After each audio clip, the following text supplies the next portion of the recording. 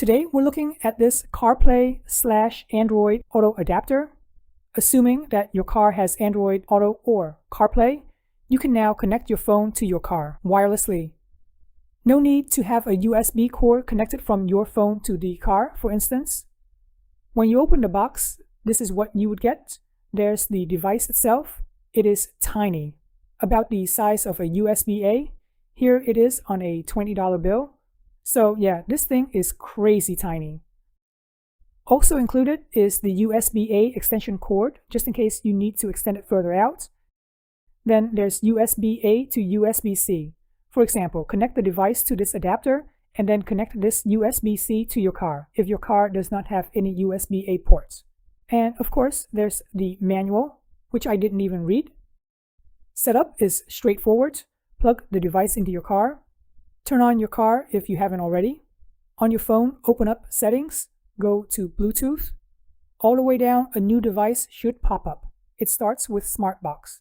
Click on it. On my car, it pops up a screen to confirm pairing. I'm just going to click on OK.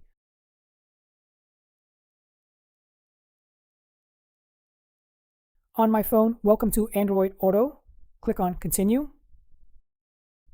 Now, Android Auto is automatically up on my car's screen. It wants to access my messages. If you want to see your SMS text messaging on the car, then allow. If you go to Settings and Connected Device, go all the way down to see Android Auto. Here are all the options. I like to have my music start automatically. This is why it is checked here. I think by default, everything works out of the box. I didn't have to play around with all of the settings. By the way, if this video is helpful, please consider subscribing and liking the video. This lets YouTube know my video is indeed helpful and will recommend to others like yourself. If you remember, this was my previous setup as seen in the previous video. To be fair, this AI box does a lot. You can watch YouTube while driving.